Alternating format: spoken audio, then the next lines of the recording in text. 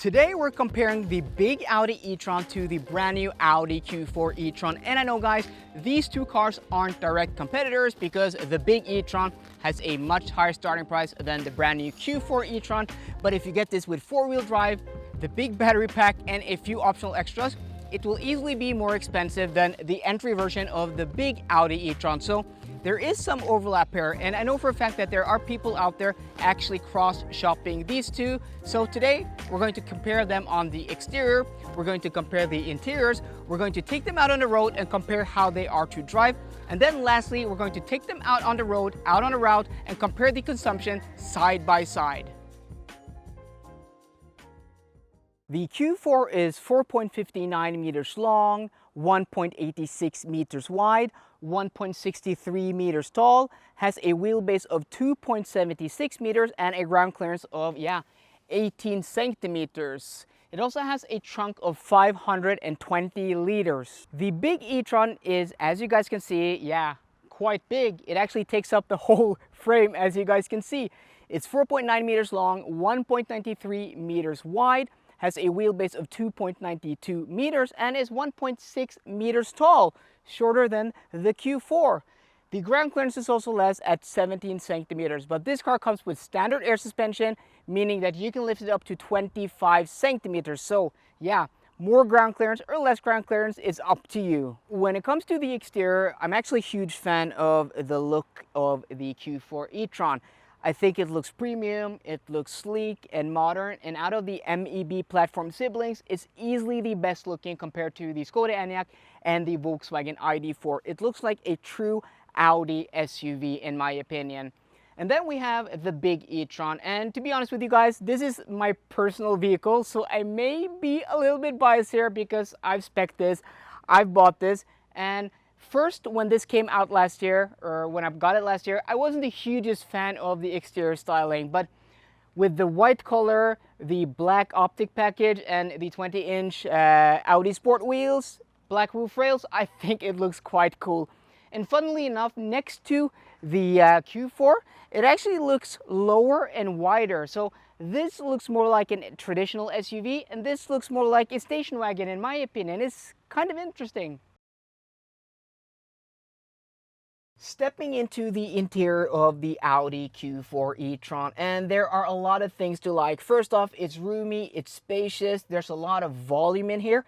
It almost feels as big as the big e-tron, and that is impressive. Then we have the design and the layout. So ergonomics are, it's so good, the ergonomics in here. And the layout, it looks cool. The design, it looks modern, it looks sleek. It looks very different and feels like a completely different car than its siblings, the Volkswagen ID4 and the Skoda Enyaq. And you know, most of the materials in here are fine to okay. I mean, some of the soft touch plastics do feel low grade, but the worst thing is the hard touch plastics high up in the cabin, and that really isn't something you expect in an Audi. And also, there are a few, fit and finish issues here. And I never thought I would say that in a sentence. Audi and fit and finish issues. Some of the fit isn't the best. Panel gaps, not proper fitting, trim. That is not what Audi is known for. So at this price point, this car particular is 577,000 kroners, which is a big chunk of money.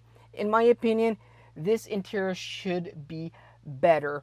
And also, if you consider a similar spec 50 Quattro to a similar spec 55 Quattro of the big one, so Q4 versus big e-tron, this is 630,000 kroners, that is 750,000 kroners with the same spec. Yes, 120,000 kroners is a substantial difference, but it feels like a completely different car. And also consider that if you spend 100,000 kroners less, you get a similar spec Volkswagen ID4 GTX that doesn't feel as a big downgrade as this feels to the big e-tron. So let's step into the big e-tron and I'll show you guys and tell you guys what I mean. Now, this is much more like it. This feels as expensive as it is. I've never thought to myself in the year I've almost had this car that, this should have a nicer interior at this price point. And as I said, a disclaimer guys, this is my personal vehicle, so I have spec'd it to my personal taste, but I'm trying to be as objective here as possible. So I'm going to look past that this has a light colored interior, that has black leather, which I'm not a fan of, but the materials in here are top notch. So this has, of course, the upgraded Valcona leather with the sports seats, which is an expensive option.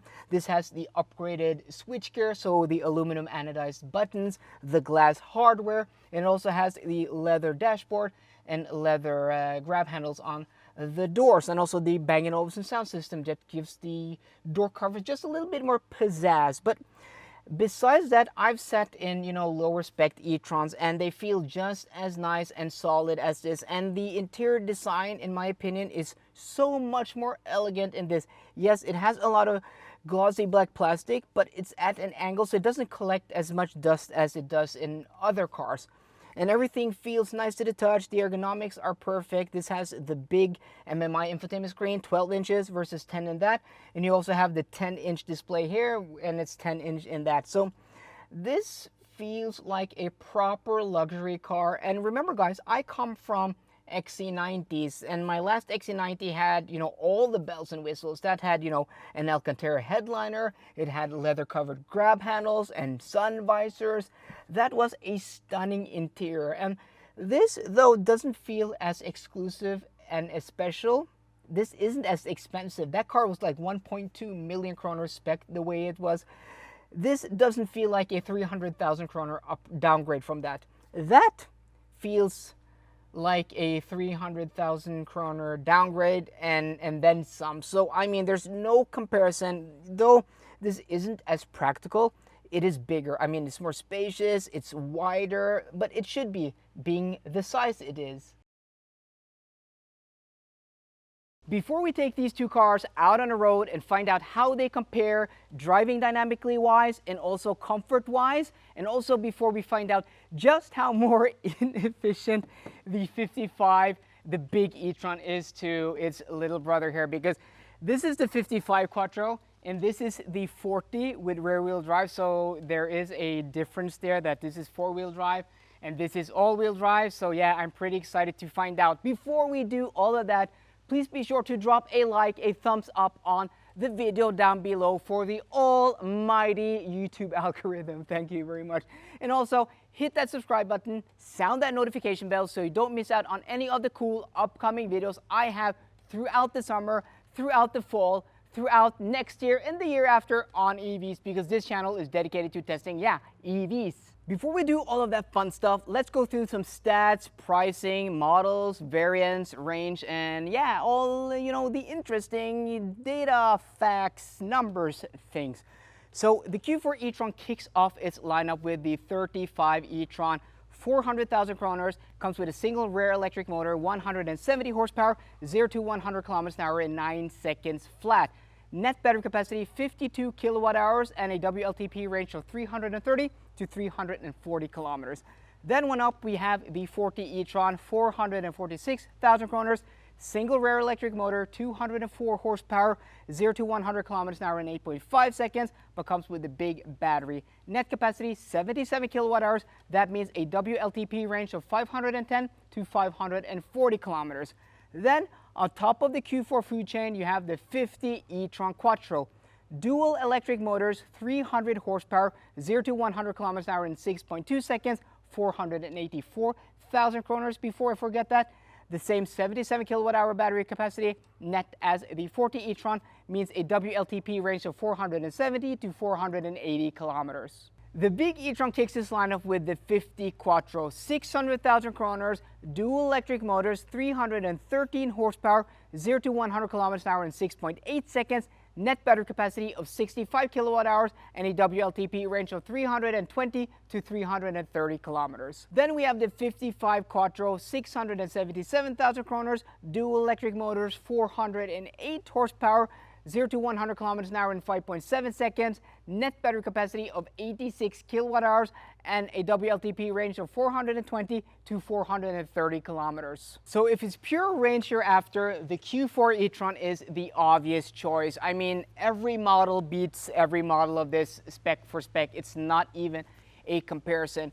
But when it comes to charging, the story is a little bit different. And for you guys who are familiar with the Norwegian high-speed run, the test I do, which is a time attack over distance where we are exceeding the range of a car, charging is a major factor to see how fast you can go from point A to point B to point C. So it's not just as simple as looking at the range. So the 35 E-Tron has a peak speed of 100 kilowatts. I haven't tested that car in charging, so I don't know what it will do 10 to 80% in. But the 40 and the 50 have the 77 kilowatt hour version. I've tested that in the Enyaq and the ID4, and it does 10 to 80% in 34 minutes. I haven't tested the 50 E-Tron either, but that has a peak speed of 125 kilowatts and a much flatter charging curve than what this has. But the 55 Quattro is the beast, the king of charging, and one of the quickest charging EVs on the market, even though it has that large battery. This has a peak speed of 150 kilowatts, and it will keep that from 0 to 79%. So this charges from 10 to 80% in just 25 minutes. We are now underway to do the consumption test to see, how these two cars compare against each other. And today it is a warm day, 28.5 degrees outside now, even though it's 6 o'clock in the evening. Blue, clear skies. I mean, yeah, it's a really nice day to be doing this test. But okay, so I'm in the Q4 E-Tron now, and I mean, we talked about the interior, and I do like this interior. Don't get me wrong, guys. It looks cool. It looks modern. I really do like the way it looks. It's just some of the materials should be better. That's all I'm saying. But okay, driving this car, and first thing you notice is that it is a bit noisy. The road noise is more than you would expect, and I think that is down to the tires. I talked about this in 2 previous videos, that this is on Bridgestone Turanzas, and they are noisy because this is more noisy than the ID4 and the Skoda Enyaq, and that really doesn't make sense because it shouldn't be that noisy compared to those cars. So I'm gonna put that to the side and don't talk about that anymore. But the rest of the driving experience, it does feel like an Audi. I mean, it feels like a proper Audi. And this car, even though it is on standard suspension, so steel springs and gas dampers, it is extremely comfortable. I mean, this is a very comfortable car. It's impressively comfortable, and it has more suspension travel than you find in the ID4 or the Skoda Enyaq. So, the suspension has enough travel and room to work, and that means a lot. So it feels like a proper Audi to drive. Steering is sharp and precise, though completely lifeless as other Audi steering. It is nice. And the drivetrain is nicely calibrated. There are no jerks and motions and strangeness. It doesn't react like a Tesla because Audi have programmed some softness into this drivetrain. But I mean, it drives like a luxury vehicle, and handling, though not sporty, is very competent. Like in the corners here, there is little to no body motion at all. I mean, it's a nice car to drive. So out of the 3 of its siblings, this is the best car to drive. It feels the most premium to drive. It feels like an Audi, and I'm pretty sure if it was on the same tires as those 2 other cars I tested on Pirellis, it would be as quiet or even more quiet because this has the double glazed windows. So driving wise, it's like an Audi. It's nice to drive. I'm not complaining about the driving experience at all. Okay, we are now in the Big Daddy E-Tron, and immediately it feels bigger. It feels like you're sitting higher. Isn't that weird? Because this car isn't taller. And I thought there was going to be a lot more motion to the body. And remember, guys, I haven't driven this car in weeks. My brother's been borrowing it for a few weeks, and yeah, it's actually much more flat and controlled than I remember it being. Through these corners, it's actually not bad, but it is on air suspension, so you do have that waftiness. Oh, it's so nice. It is so nice, and also it is so quiet.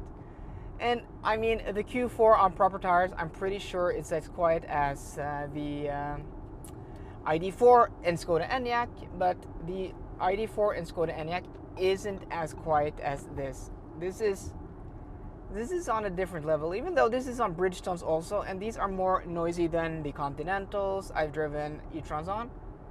This is still, yeah, we're doing 110 kilometers an hour, guys, and this asphalt here is bad. I know this is bad because I drive here, yeah, at least once a week, maybe a few times a week, and this car is so quiet, and you sit higher, you sit in a proper SUV position, and you have, you know, a little bit more view over the hood, and then you have more of the suspension travel.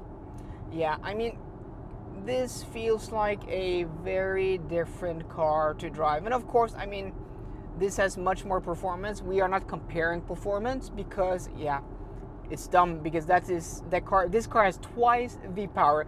This car has one of those motors on each of these axles. 204 horsepower, 408 horsepower. So yeah, you can't compare the two, but I mean, this feels like a big Audi, and big Audis are nice to drive because they often feel smaller than they are, but they have this quietness, this serenity to them that, yeah, I've called this car before a sensory deprivation tank, and this is a sensory deprivation tank.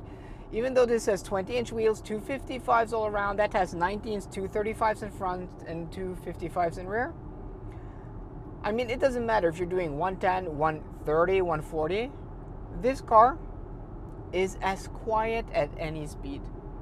It is super impressive, but it's also super expensive and, yeah, possibly super thirsty. So guys, we're going on this route now. We started at Eiksmarka in Bærum. We went to Kløfta on the E6 motorway. And then we're going to Vålerenga in Oslo, where my brother lives. Because my brother, shout out to my brother, Timothy, who is helping me out filming today. Without him, I wouldn't be able to do this. He's dedicated, yeah, the whole day. This has taken the whole day to film this this review, guys. So we're just heading to his place so he can, yeah, go home. And then we're going to look at the consumption of both cars and then end the video. Okay, so we are now approaching and nearing our exit. And guys, I just want to say both cars are running normal air conditioning, normal AC mode at 20 degrees, and also in comfort mode. I know this is individual, but my individual mode is basically comfort, just with you know, a bit heavier steering. I just prefer the heavier steering. So yeah, we are approaching the exit up here, and I'm so excited to find out. I know that is more efficient, but just how much more efficient it is. And yeah, I mean, this car, it's so nice to drive. I mean, it's expensive. It's not as efficient. You can't go as far, but I mean, this air suspension is one of the best in the business, and I don't have to raise my voice at all. I mean, this car is so quiet at any speed. So yeah, this is our exit here, but of course it is bigger. It is a bit bigger than the big E-Tron, and I know for a lot of people that will be a deciding factor. I totally understand that, but my experience is that you get used to driving big cars or small cars or whatever car you're used to. You do get used to it. So I know a lot of people find this big, but I came from an XC90. An XC90 is big. That's 10 centimeters longer, almost 10 centimeters wider, and 10 centimeters taller. I mean, that is a huge car. And for me, that may be the reason I think this is totally manageable. I feel this is like a compact car almost, at least compared to the XC90. But okay.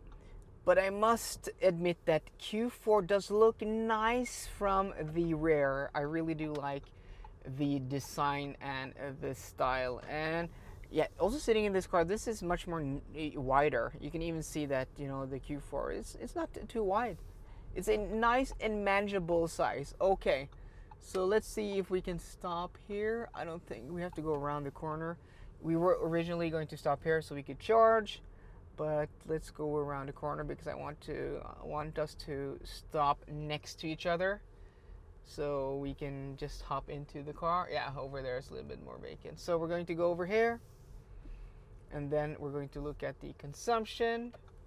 Okay, so we are now here at 19.6 kilowatt hours per 100 kilometers, 77 kilometers per hour in average speed, 76.4 kilometers covered 1 hour. 19.6. Okay, so let's take a look.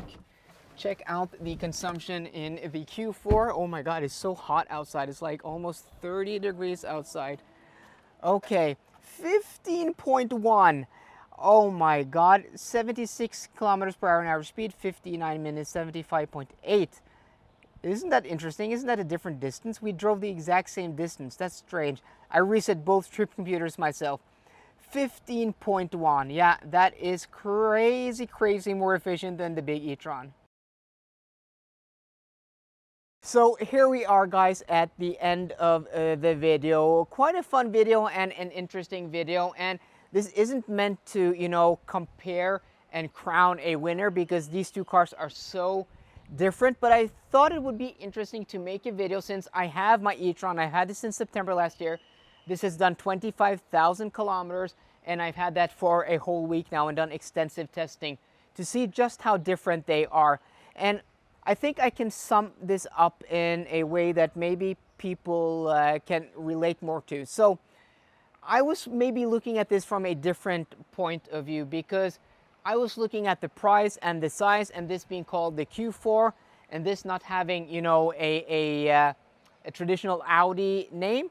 It's a bit hard to place these cars against each other. You have to look at pricing and then, you know, look at the Q4. But I think we can sum it up this way, that the Q4 is like an A3 and the big E-Tron is more like an A6, because remember, this Q4 shares a platform with the Skoda Enyaq and also the Volkswagen ID.4. Like the Audi A3, if we move up to the Audi A4, that has its own platform and it shares, actually, it's a version of this platform here. This is the MLB platform. And this is, you know, removed one car up from this. So there should be a car in between here. And I think the car that comes in between here is the Q6 E-Tron. So comparing these two, and the reason there is such a gap is because there is a car in between missing. But I still think either way that this should have a nicer interior, the Q4. But what you do get, you get that price, you get that range, you get that efficiency. So I mean, if you're looking for the efficiency at the price, this is your car. But if you can afford this and you don't mind it not having as good a range as this, the big E-Tron is king. I love this car. It's a true luxury vehicle. It looks awesome. It's nice to drive. It has a brilliant interior and it charges so darn fast that it really compensates for that lacking in range. So guys, I hope you enjoyed today's video. If you did, please drop me a thumbs up down below. And for more car content, as always guys, please subscribe. See you guys later and goodbye.